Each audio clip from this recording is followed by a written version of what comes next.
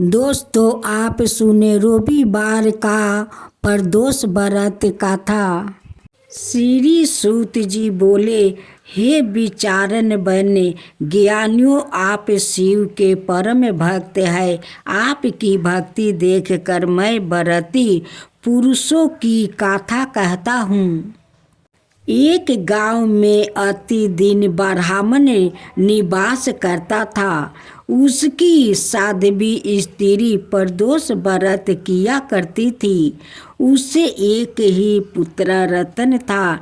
एक समय की बात है, वह पुत्र गंगा स्नान करने के लिए गया। दुर्भाग्यवश मार्ग में चोर ने उसे घेर लिया और वो कहने लगे कि हम तुम्हें मारेंगे, नहीं तो तुम अपने पिता को गुप्त धन के बारे में हमें बतला दो। बालक दीन भाव से कहने लगा कि बंधुओं, हम अत्यंत दुखी दिन है, हमारे पास धन कहाँ है। तब चोरों ने कहा कि तेरे इस पोटली में क्या बांधा है। बालक ने संकोच से कहा कि मेरी माँ ने मेरे लिए रोटियां दी है। यह सुनकर चोरों ने अपने साथियों से कहा कि साथियों, यह बहुत ही दीन दुखी मनुष्य है, अंत हमें किसी और को लूटेंगे। इतना कहकर चोर ने उस बालक को जाने दिया। बालक वहाँ से चलते हुए एक नगर में पहुँचा। नगर के पास एक बरगद का पेड़ था।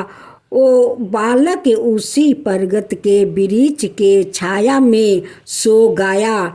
उसी समय उस नगर के सिपाही चोर को खोजते हुए उस बरगद के वृक्ष के पास पहुँचे और बालक को चोर समझकर बंदी बनाकर राजा के पास ले गए। राजा ने उसे कारावास में बंद करने का आदेश दे दिया। उधर बालक की माँ भगवान शंकर जी का प्रदोष व्रत कर रही थी। उसी रात राजा को सपने आया कि वह बालक चोर नहीं है, प्रातःकाल ही छोड़ दो, नहीं तो आपका राज्य वैभव सब से ही नष्ट हो जाएगा। रात्रि समाप्त होने पर राजा ने उस बालक से सारा वृत्तांत पूछा। बालक ने सारा वृत्तांत राजा को सुना दिया। बालक की बात सुनकर राजा ने सिपाही भेजकर बालक के माता पिता को पकड़ कर बुलवा लिया।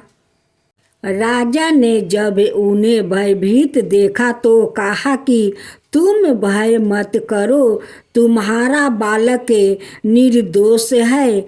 हम तुम्हारी दलिद्रता देखकर 5 गांव तुमको दान में देता हूँ।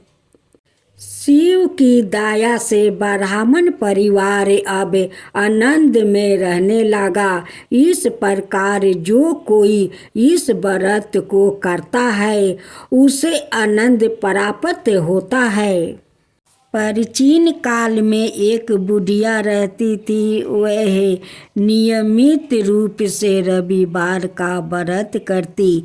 रविवार के दिन सूर्योदय से पहले उठकर बुढ़िया स्नान नदी से निवृत्त होकर अंगना को गोबर से लीप कर स्वच्छ करती। उसके बाद सूर्य भगवान की पूजा करते हुए रविवार का व्रत कथा सुनकर सूर्य भगवान का भोग लगाकर दिन में एक समय भोजन करती। सूर्य भगवान की अनुकंपा से बुढ़िया को किसी प्रकार की किसी चीज में कष्ट नहीं था। धीरे धीरे उसका घर धन धन से भर रहा था। उस बुढ़िया को सुखी देख कर उसकी पड़ोसन ने उसे जलने लगी। बुढ़िया ने कोई गाय नहीं पाल रखी थी। वो अपनी पड़ोसन के अंगने में बंधी गाय का गोबर लाती थी। पड़ोसन ने कुछ सोचकर अपनी गाय को घर के भीतर बांध देती है। रविवार को गोबर ना मिलने से बुढ़िया अपना अंगना नहीं लीप सकी।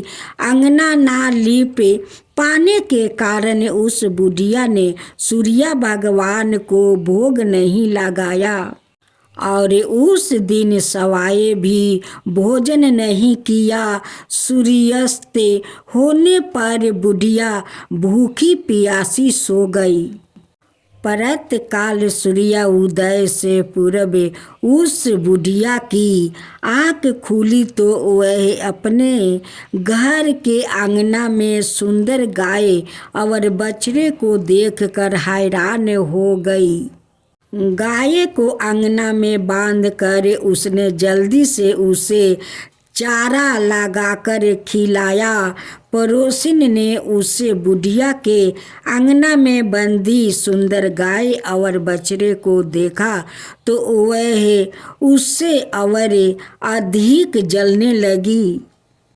तभी गाय ने सोने का गोबर किया। गोबर को देखते ही पड़ोसिन की आंखें फट गई। पड़ोसिन ने उस बुढ़िया को आसपास ना पाकर तुरंत उसे गोबर को उठाया और अपने घर ले गई। तब अपनी गाय का गोबर वहाँ राख आई। सोने के गोबर से पड़ोसिन कुछ ही दिनों में धनवान हो गई।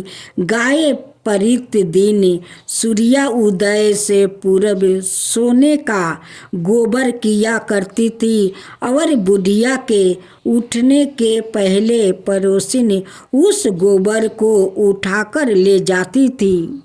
बहुत दिनों तक बुढ़िया को सोने के गोबर के बारे में कुछ पता नहीं चला। बुढ़िया पहले की तरह हर रविवार को भगवान सूर्य देव का व्रत करती रही और कथा सुनती रही। लेकिन सूर्य भगवान को जब पड़ोसिन की चालाकी का पता चला तो उन्होंने तेज आंधी चलाई और आंधी का प्रकोप देखकर बुढ़िया ने गाय को घर के भीतर बांध दिया। सुबह उठकर बुढ़िया ने सोने का गोबर देखा। उसने बहुत आश्चर्य हुआ। उस दिन के बाद से बुढ़िया गाय को घर के भीतर बांधने लगी। सोने के गोबर से बुढ़िया कुछ ही दिनों में बहुत धनी हो गई। उस बुढ़िया के धनी होने से पड़ोसिन बुरी तरह जल भून कर राख हो गई और उसने अपने पति को समझाया बुझाकर उसे नगर के राजा के पास भेज दिया। सुंदर गाय को देखकर राजा बहुत खुश हुआ। सुबह जब राजा ने सोने का गोबर देखा तो उसके आश्चर्य का ठिकाना नहीं रहा। उधर सूर्य भगवान को भूखी प्यासी बुढ़िया को इस तरह प्रार्थना करते देखकर उस पर बहुत करुणा आई। उसी रात सूर्य भगवान ने राजा को सपने में कहा, राजन, बुढ़िया की गाय वो बछड़ा तुरंत लौटा दो, नहीं तो तुम पर विपत्तियों का पहाड़ टूट पड़ेगा, तुम्हारा महल नष्ट हो जाएगा। सूर्य भगवान के सपने से बुरी तरह भयभीत राजा ने हो गया। परत उठते ही गाय और बछड़ा बुढ़िया को लौटा दिया। राजा ने बहुत सा धन देकर बुढ़िया से अपनी गलती के लिए क्षमा मांगी। राजा ने पड़ोसिन और उसके पति को उनकी इस दुष्टता के लिए दंड दिया। फिर राजा ने पूरे राज्य में घोषणा करवाई कि सभी स्त्री पुरुष रविवार का व्रत किया करे। रविवार का व्रत करने से सभी लोग के घर धन धन से भर गए। राज्य में चारों ओर खुशहाली छा गई। स्त्री पुरुष सुखी जीवन यापन करने लगे। तब सभी लोग के शारीरिक कष्ट भी दूर हो गया। जय जय जय रविदेव, जय जय जय सूर्यदेव, जय जय जय रविदेव।